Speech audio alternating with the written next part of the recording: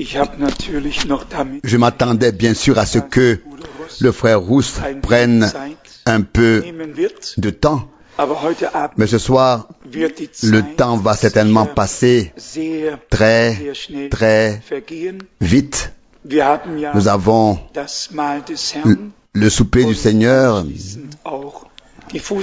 le repas du Seigneur, puis le lavage des pieds. Quand j'étais encore là-bas, j'ai essayé de réfléchir à qui vas-tu laver les pieds ce soir? Et j'ai pensé, tu aimerais laver les pieds de chaque frère, sans exception, sans exception. Et je pense que nous pensons tous ainsi. Nous nous aimons profondément dans l'amour divin. Nous sommes liés au Seigneur et les uns aux autres. Dieu nous a pardonnés, nous sommes pardonnés les uns aux autres. Dieu ne nous a rien imputé, nous ne nous imputons rien les uns aux autres. Et ainsi, en présence du Seigneur, nous pouvons participer au repas du Seigneur en toute liberté, avec la certitude que ce n'est pas à nous de faire,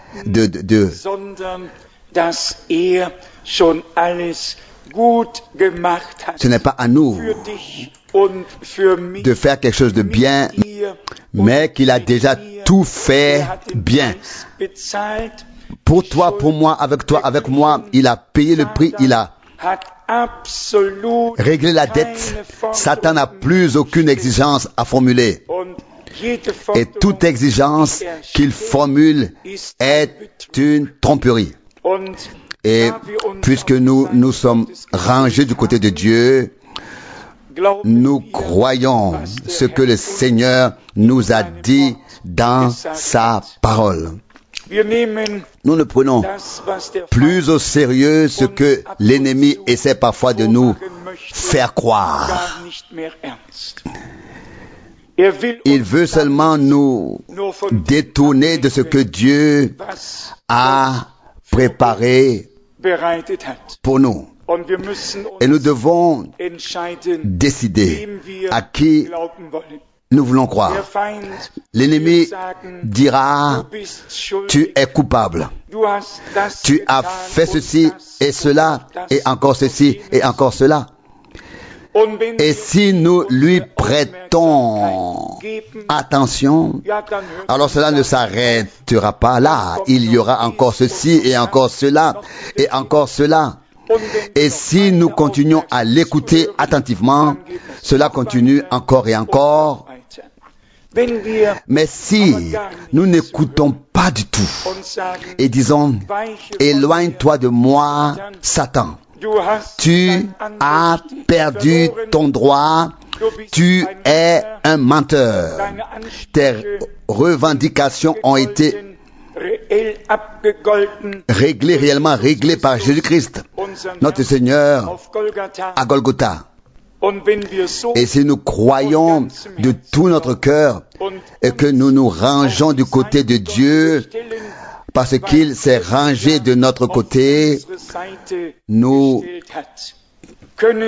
pouvons, en levant les yeux vers lui, prendre le repas avec le Seigneur, avec la conviction totale que tout mal a été réparé. Ce qui a été perdu par le premier Adam et qui nous est tombé dessus, nous a été enlevé par Christ, le deuxième Adam. Et nous avons été réconciliés avec Dieu. Nous le croyons du fond du cœur. Je voudrais juste lire quelques passages de l'Écriture pour que vous l'entendiez de la bouche de Dieu lui-même et que votre foi y soit ancrée. Nous commençons par 1 Pierre au premier chapitre, verset 13. Voilà pourquoi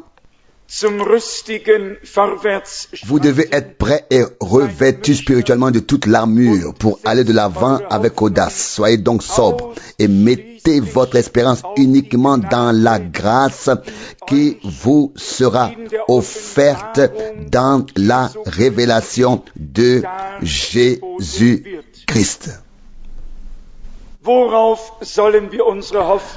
En quoi devons-nous placer notre confiance, notre espérance? En la grâce de Dieu qui nous a été accordée par la révélation de Jésus-Christ. Au verset 14, nous lisons: comme des enfants de Dieu obéissants, ne vous conformez pas aux convoitises que vous aviez autrefois, quand vous étiez dans l'ignorance. Verset 15. Mais à l'exemple du Saint qui vous a appelé, devenez saints vous aussi dans toute votre conduite. C'est une parole sérieuse qui s'adresse à nous tous. Elle parle à nos cœurs et nous met face à l'exigence divine. Et en même temps, le Seigneur veut nous donner la force et la foi nécessaires pour répondre à toutes ces exigences. Il a tout fait pour que cela soit possible. Nous lisons ensuite au verset 16. Selon qu'il est écrit, vous serez saints car je suis saint. Verset 17. Et si vous invoquez comme Père celui qui juge selon l'œuvre de chacun sans exception de personne, conduisez-vous avec crainte pendant le temps de votre pèlerinage.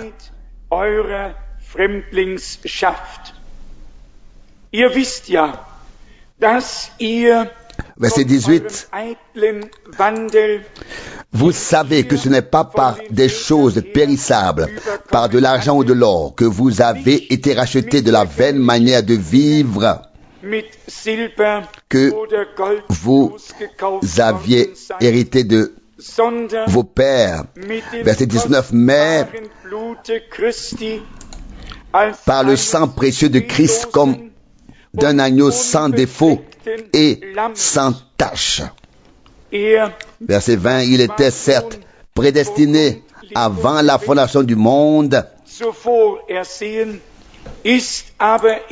mais il n'a été révélé qu'à la fin des temps pour votre bien.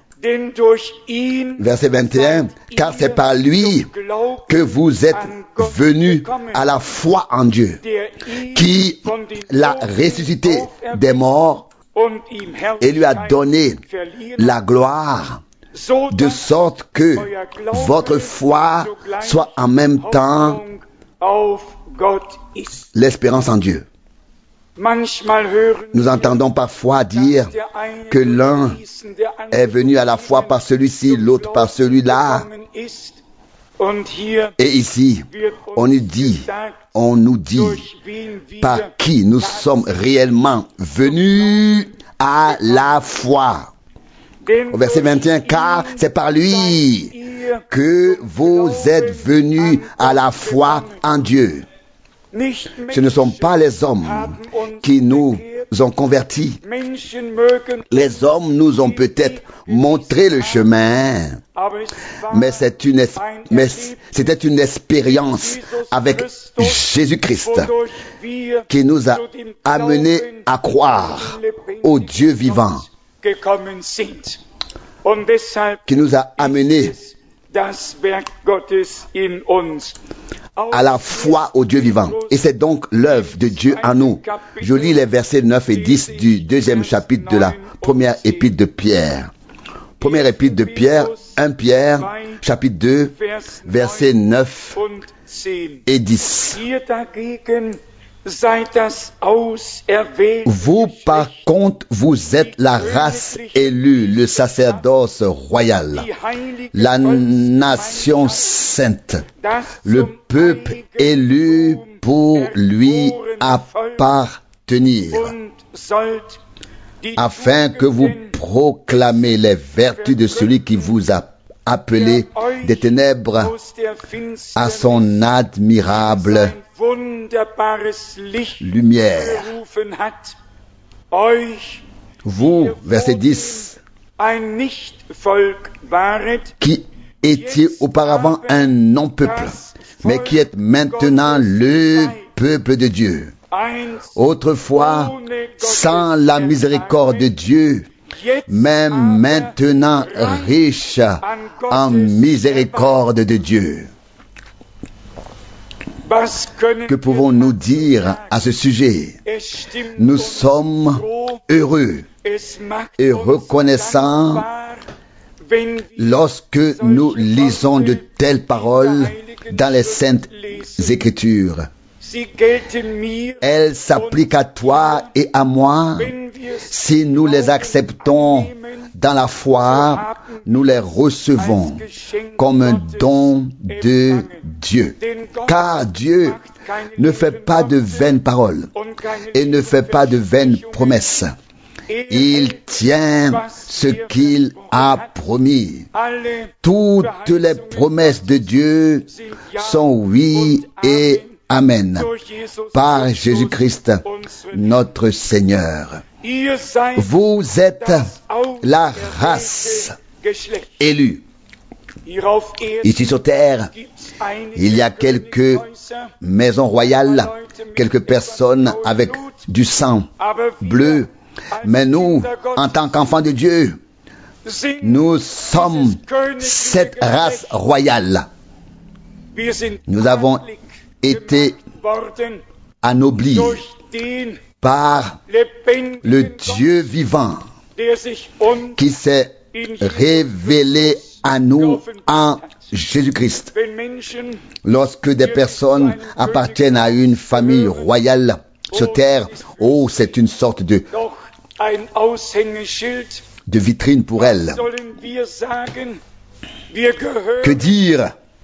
Nous appartenons à la maison de Dieu, le grand roi de tous les rois, le Seigneur de tous les seigneurs. Nous sommes une lignée royale, une race royale, un sacerdoce saint. Nous sommes le peuple de Dieu. Autrefois, sans miséricorde, maintenant, riche en miséricorde. Autrefois, loin, maintenant, proche. Autrefois, sans Dieu et sans espérance dans ce monde, maintenant, avec Dieu et une espérance vivante dans ce monde. Et notre Seigneur dit, vous n'êtes pas de ce monde, comme moi, je ne suis pas de ce monde. Nous avons été engendrés par Dieu et nous sommes nés de Dieu. Nous sommes devenus de race divine par la grâce. Acceptons-le aujourd'hui dans la foi. Puisse-t-il nous faire prendre conscience de ce que nous sommes aux yeux de Dieu. Parfois, les hommes nous regardent de haut avec mépris, mais le Dieu vivant n'a pas eu honte de nous. En Christ, il a pris notre place. Il a subi toutes les humiliations et toutes les moqueries et a payé le prix à Golgotha. La note est réglée. Si l'ennemi devait encore une fois l'envoyer chez vous, écrivez sur l'enveloppe refus d'acception. Renvoyez-le. Tout est réglé. Pouvons-nous l'accepter ainsi dans la foi? Ou pensez-vous que Christ doit encore mourir? Y a-t-il encore quelque chose à régler? Non. Il est mort une fois pour toutes pour nos péchés et est entré avec son saint sang dans le sanctuaire céleste pour intervenir en notre faveur devant Dieu en tant que souverain sacrificateur, pour intercéder jusqu'à ce que nous passions de la foi à la vue. Son sang parle encore pour nous ce soir. Et il ne parle pas seulement pour nous. Il nous déclare libre, délivré, libéré. Alléluia. Loué soit notre Dieu. C'est cela le salut. C'est cela la rédemption. Encore quelques versets dans Luc, chapitre 23. Luc, chapitre 23. Il s'agit du chemin du Seigneur vers Golgotha. Nous commençons ici par le verset 33. Luc 23, verset 33. Arrivé au lieu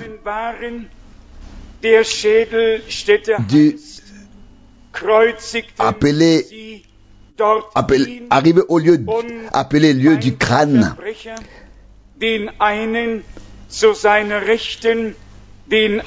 ils le crucifièrent là, ainsi que les deux malfaiteurs, l'un à sa droite et l'autre à sa gauche. Verset 34. Mais Jésus dit, Père, pardonne-leur, car ils ne savent pas ce qu'ils font.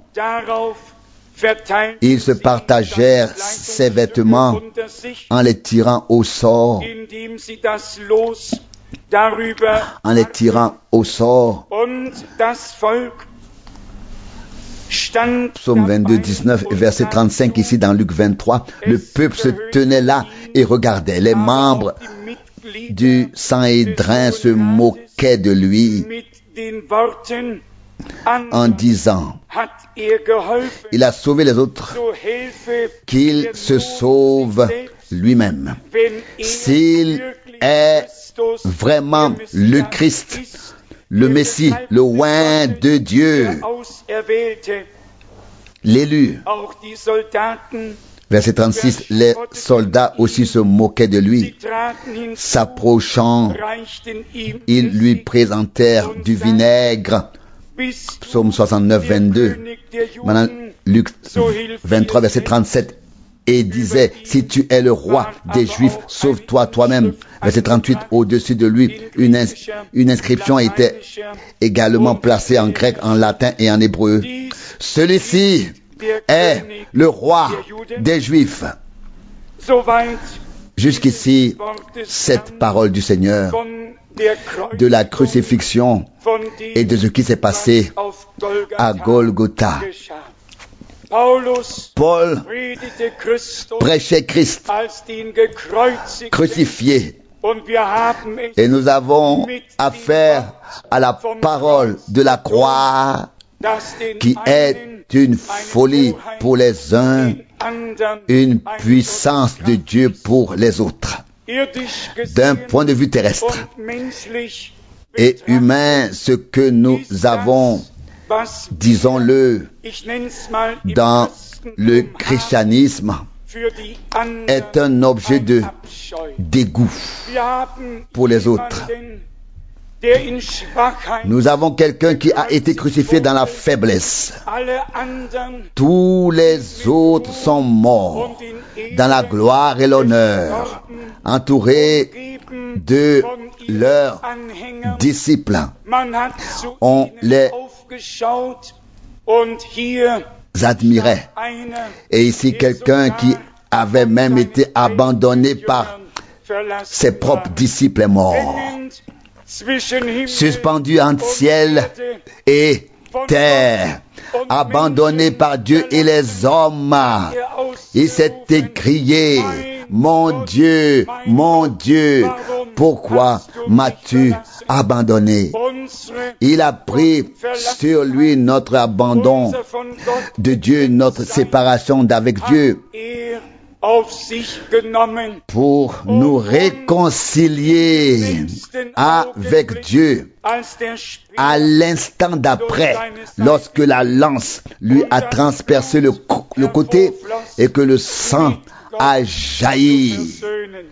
Je sais que nous ne devons pas faire ici de comparaison avec tous les autres fondateurs de religion, car Christ n'est pas venu pour créer une religion. Il est venu pour donner à l'humanité une vie nouvelle et éternelle. Il est venu pour apporter le royaume de Dieu sur cette terre.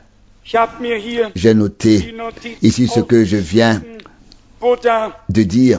Bouddha est mort en 480 avant Jésus-Christ, à l'âge de 80. À l'âge de 80 ans, après 45 ans d'enseignement, il a rassemblé ses disciples autour de lui et leur a demandé: avez-vous encore une question concernant l'enseignement? Et ils ont répondu: non, maître, tout est clair pour nous. Et c'est alors que la pluie de fleurs a commencé. Et c'est alors que la pluie de fleurs a commencé. On l'a couvert de fleurs encore et encore après sa mort. On l'a divisé en 8 parties afin que chacune des maisons princières de l'époque qui étaient sous son règne puisse en conserver une partie dans un reliquaire.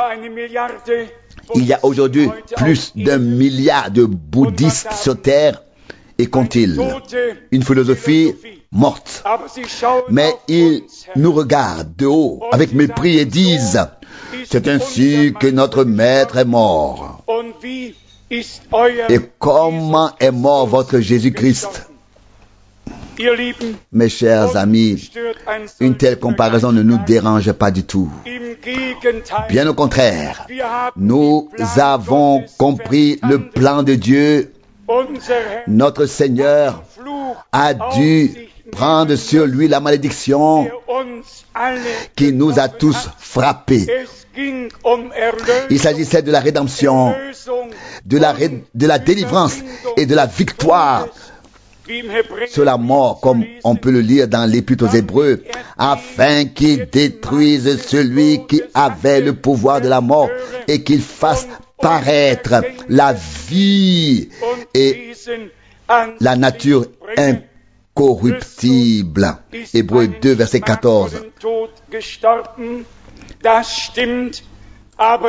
Christ est mort d'une mort infamante, c'est vrai, mais il n'est pas resté dans la tombe. Il est ressuscité le 3e jour. Il est vivant. Il a vaincu et surmonté la mort. Et le diable et l'enfer. Sa victoire est notre victoire, car nous sommes crucifiés avec lui et ressuscités avec lui pour une vie nouvelle et éternelle. C'était ainsi dans le plan de Dieu. Nous ne demandons pas pourquoi il devait en être ainsi ou pourquoi c'est ainsi. Si Dieu nous avait créés comme un mécanisme qui ne peut pas décider par lui-même, que serions-nous alors? Que dirions-nous à ce sujet? Dieu a doté l'humanité du libre arbitre. Et l'homme a ensuite utilisé ce libre arbitre pour prendre la mauvaise décision. Et puis nous lisons toujours l'épître aux Hébreux de Christ, notre Seigneur et Sauveur. Dans Hébreux 10, verset 7, il est écrit, « Il est écrit de moi dans le rouleau, je viens pour faire ta volonté, ô Dieu. » Adam n'a pas pu le faire. Christ, le deuxième Adam, l'a accompli. Il a fait. Satan l'a tenté de toutes les manières possibles, mais il est resté ferme. Il était Dieu et homme en une seule personne.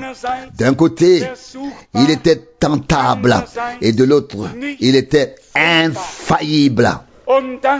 Et c'est là la grâce de Dieu. Dieu devait donner une chance à l'ennemi sous forme humaine. Mais cette fois, il n'avait pas affaire à Abraham, ni à Moïse, ni à l'un des prophètes, mais à celui qui avait envoyé les prophètes. Il avait affaire au Seigneur lui-même, bien que sous forme humaine. Nous sommes si reconnaissants envers Dieu d'avoir été intégrés dans ce grand plan éternel de Dieu.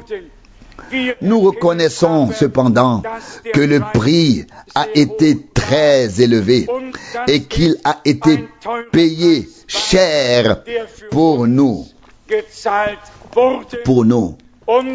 Et cela devrait nous rendre encore plus humbles, encore plus reconnaissants que nous ayons eu une telle valeur aux yeux de Dieu et qu'il ne nous ait pas laissés dans nos péchés, mais qu'il nous ait rachetés par grâce.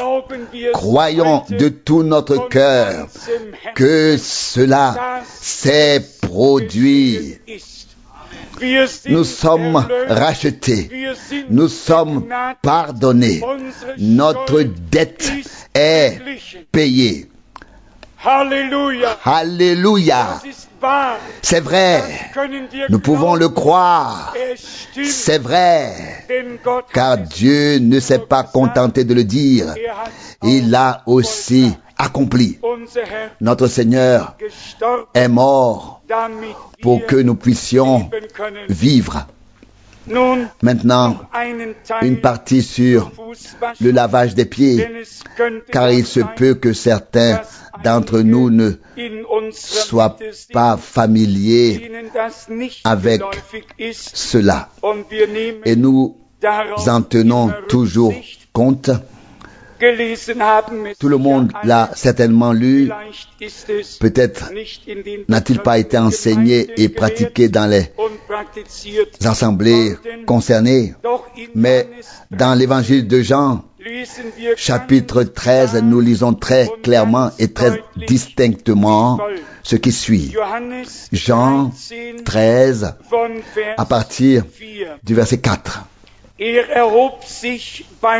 Jean 13, verset 4. Il se leva de table, ôta ses vêtements, prit un linge et se l'attacha autour de la taille. Verset 5. Puis il versa de l'eau dans le bassin et commença à laver les pieds de ses disciples et à les essuyer avec le linge qu'il avait attaché autour de la taille. Verset 6. Il arriva ainsi jusqu'à Simon Pierre. Celui-ci lui dit: Seigneur, tu veux me laver les pieds? Verset 7. Jésus lui répondit: ce que je fais, tu ne le comprends pas maintenant, mais tu le comprendras plus tard. Verset 8. Pierre lui répondit: jamais tu ne me laveras les pieds. Jésus lui répondit: si je ne te lave pas, tu n'auras pas de part avec moi. Verset 9. Simon Pierre lui dit alors, Seigneur, alors pas seulement mes pieds, mais aussi les mains et la tête.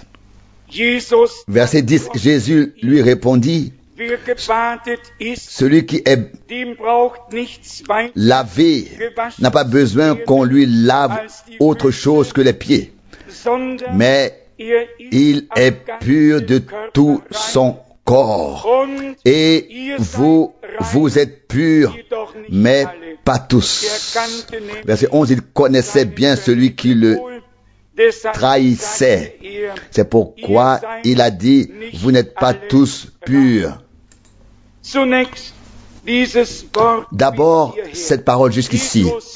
Pierre fut effrayé lorsque le Seigneur lui dit, si je ne te lave pas, tu n'auras pas de part avec moi. Nous comprenons tous très bien cela. Nous avons une part grâce à la rédemption. Mais chaque commandement du Seigneur est saint et chaque parole de Dieu est vraie. Et désobéir à la parole de Dieu est comme le péché de la sorcellerie. Et la rébellion contre la parole de Dieu est comme l'idolâtrie. 1 Samuel 15, verset 23, les hommes négligent la parole avec légèreté, cherchant telle ou telle excuse. Continuons à lire ce que le Seigneur a à nous dire ici dans sa parole. Du verset 12. Après leur avoir lavé les pieds, après avoir remis ses vêtements et repris sa place à table,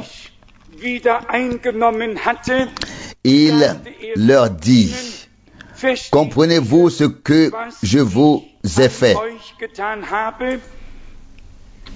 Verset 13, vous m'appelez Maître et Seigneur, et vous avez raison de le faire, car je le suis vraiment. Verset 14. Si donc moi le Seigneur et le Maître, je vous ai lavé les pieds, vous aussi vous devez vous laver les pieds les uns aux autres.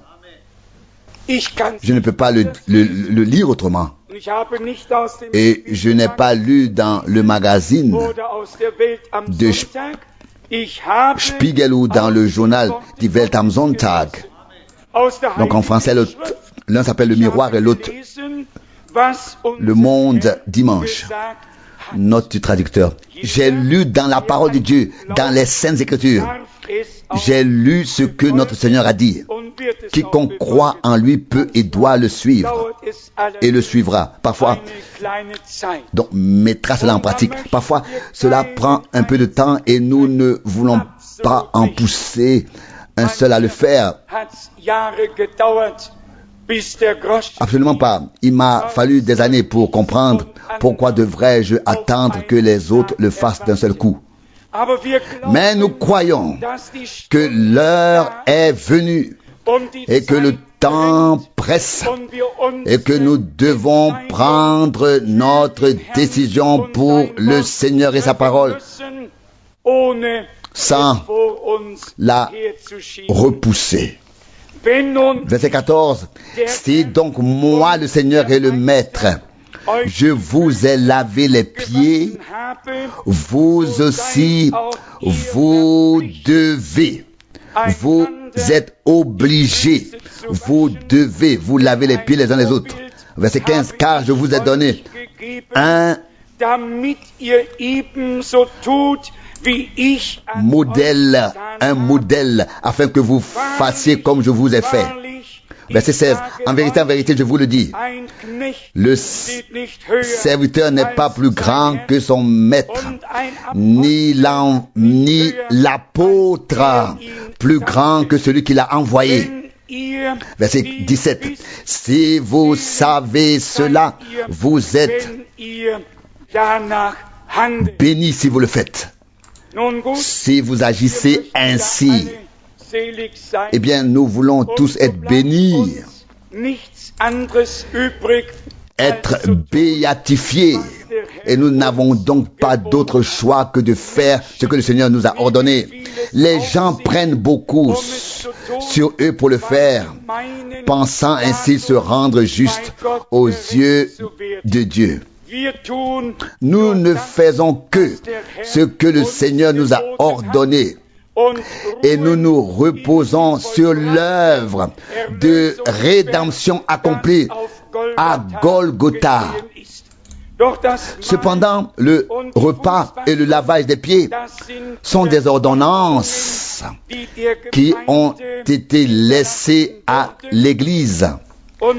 Et nous sommes heureux et reconnaissants de pouvoir célébrer le repas en mémoire en ce qui s'est passé sur la croix à Golgotha. Car notre Seigneur a dit, verset 26, car toutes les fois que vous mangez ce pain et que vous buvez cette coupe, vous annoncez la mort du Seigneur jusqu'à ce qu'il vienne. Que chacun donc s'éprouve soi-même et qu'alors seulement il mange du pain. Mais distinguons le corps du Seigneur.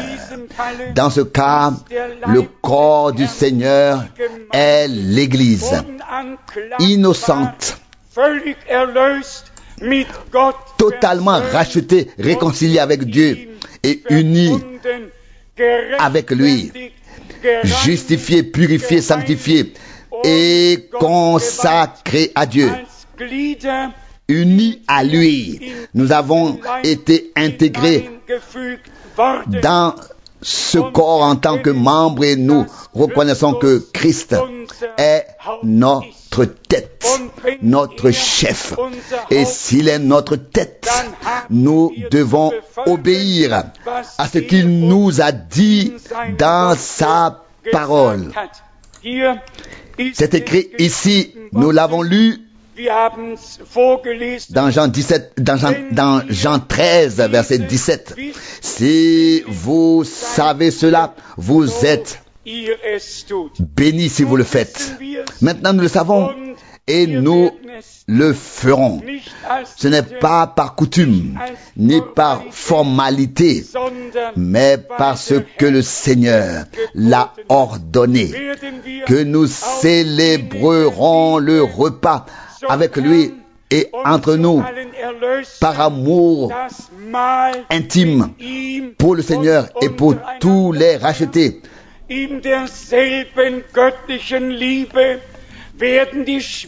Les uns avec les autres, dans le même amour divin, les sœurs laveront les pieds des sœurs et les frères les pieds des frères, en souvenir du fait que notre Seigneur est maître à laver les pieds de ses disciples. C'est ainsi que nous devons agir les uns envers les autres. En fait, c'est évident. Tel que le soleil brille, c'est clair. Ou quelqu'un a-t-il besoin d'un coup de rattrapage? Certainement pas. La parole de Dieu est claire. Pour tous ceux qui abandonnent leur résistance intérieure, ouvrent leur cœur et acceptent la parole. Et avec l'acceptation de la parole viennent la lumière et la clarté, puis vient aussi la foi pour pouvoir faire dans l'obéissance ce que le Seigneur nous a ordonné. Pour moi, je dois le dire, chaque souper est une grande bénédiction.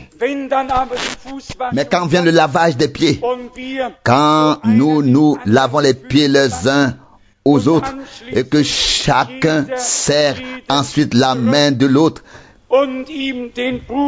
et lui donne un baiser fraternel, c'est l'expression d'un lien intime entre nous et avec le Seigneur.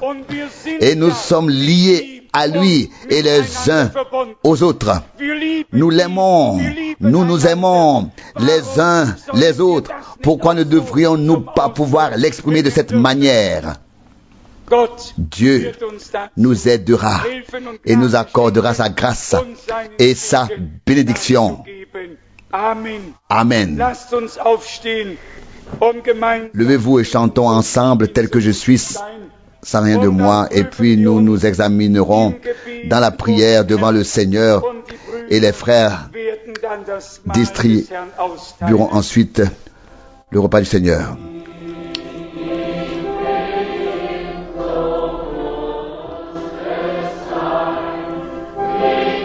Tel que je suis, sans rien de moi, pas ma force mais la tienne, ton sang me lave de mes péchés.